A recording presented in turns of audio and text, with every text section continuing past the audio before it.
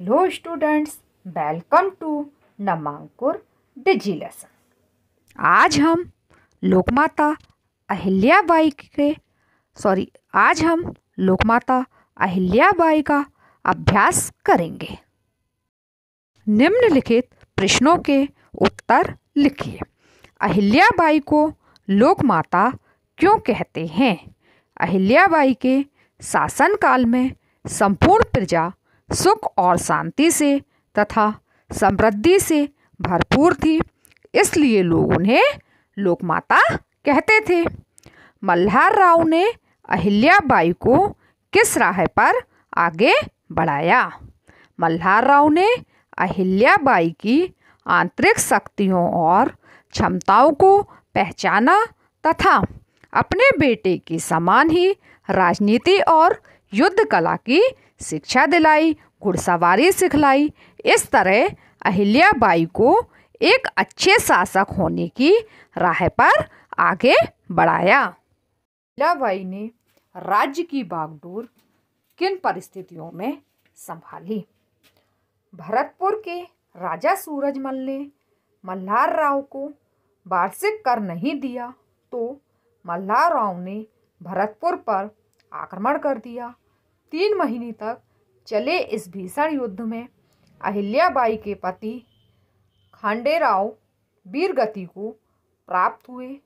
इस भीषण आघात से व्याकुल और आहत अहिल्याबाई ने जन कल्याण के लिए दृढ़तापूर्वक होलकर राज्य की बागडोर अपने हाथों में ली।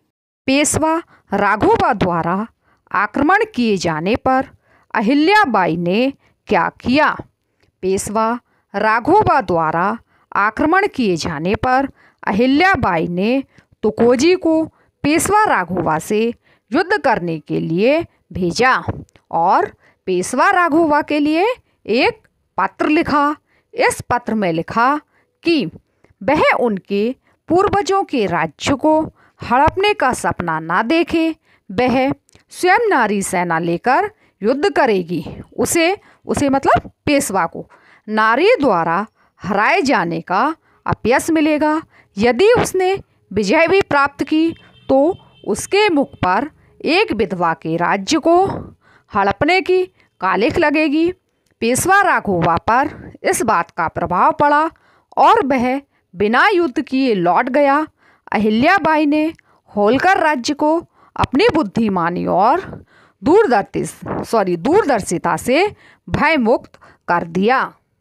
सौभाग सिंह कौन था? वह कैसे पकड़ा गया? सौभाग सिंह रामपुरा का सरदार था।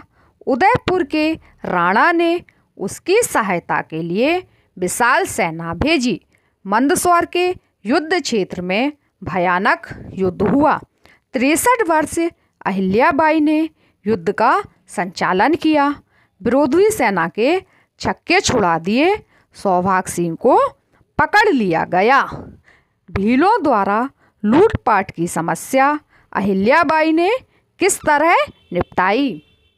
भीलों द्वारा लूटपाट की समस्या अहिल्याबाई ने अपने विवेक से निपटाई।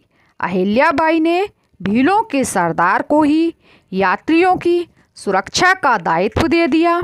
साथ ही यह नियम भी बना दिया कि जिस इलाके में यात्रियों से लूटपाट होगी तो वहाँ के भील उसकी भरपाई भी करेंगे। इस तरह इस समस्या से मुक्ति मिली। महारानी अहिल्याबाई का जीवन जनहित की मिसाल है, स्पष्ट कीजिए। महारानी अहिल्याबाई का व्यक्तित्व जुझारू था। उनमें चतुराई, बुद्धिमानी, राज्य संचालन की क्षमता थी।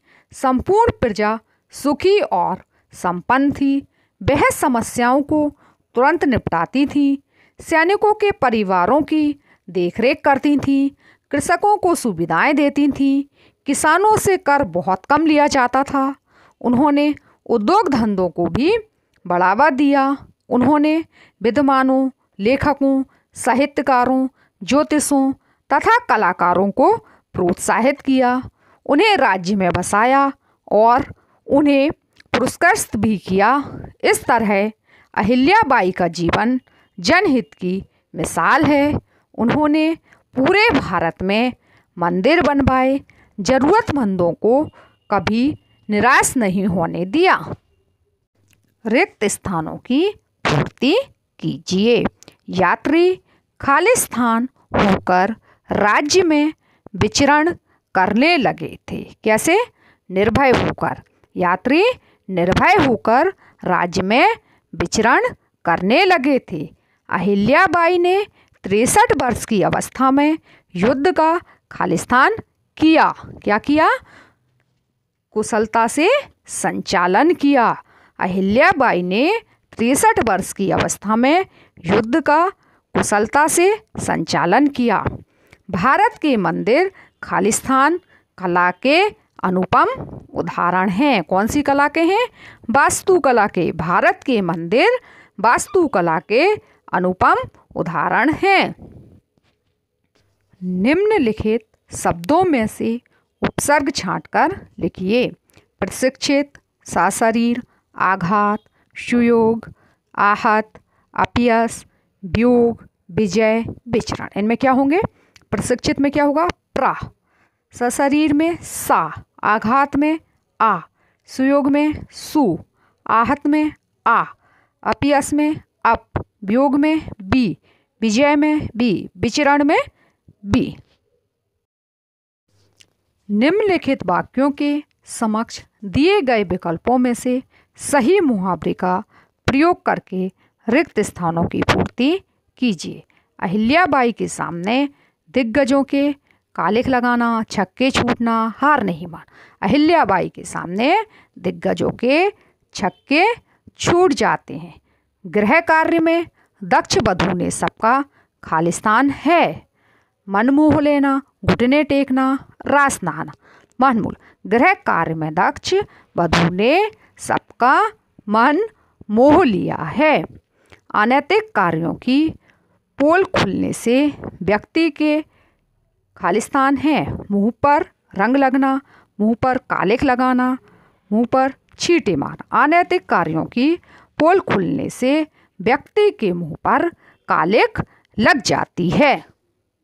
अहिल्याबाई की वीरता की सभी खालिस्तान थे।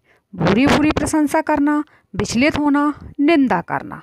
अहिल्याबाई की वीरता की सभी भूरी भूरी प्रशंसा करते थे। अहिल्याबाई ने पेशवा के सामने खालिस्तान थे। पैर टेकना, सिर टेकना, घुटने ना टेकना। अहिल्याबाई ने पेशवा के सामने घुटने नहीं टेके थे। विदेशी भी भारतीय नारियों की वीरता देखकर खालिस्तान थे। आंख मूंद लेते थे, दांतों तले अंगुली दबा लेते, कानों पर हाथ रख लेते थे। विदेशी भी भारतीय नारियों की वीरता देखकर दांतों तले अंगुली दबा लेते थे।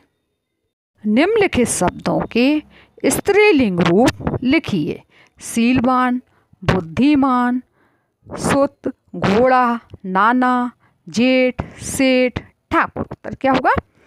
शीलवती, बुद्धिमती, सुता, घोड़ी, नानी, जेठानी, सेठानी, ठाकुराइन। सप्तकोश। विद्रोह। विद्रोह मतलब विरोध करना, विरुद्ध होना। जनहित, जनता का हित, जन कल्याण। पारंगत। पारंगत मतलब निपुण। विचलित। विचलित मीन्स अस्थिर, हटना, डिगना। प्रत्युत्तर। प्रत्युत्तर मतलब उत्तर का उत्तर, उत्तर पाने पर दिया गया उत्तर। कूटनीति। कूटनीति मीन्स छल कपट की नीति। दायित्व। दायित्व मतलब जिम्मेदारी। दिग्गज, प्रकांड, महान। ब्रजाघात मतलब विचलित, विचलित। दिवास्वप्न। दिवास्वप्न मतलब दिन में स्वप्न देखना। संवेदना। संवेदना मतलब समान दुख या समान वेदना। दांतों तले अंगुली दबाना। दांते तले अंगुली दबाना मतलब अचंभा करना। विचरण। विचरण मतलब घूमना। छक्के छूटना मतलब भयभीत हो जाना।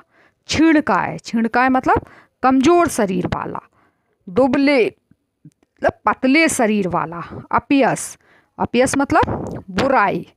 दूरदर्शिता मतलब आगे की सूचना।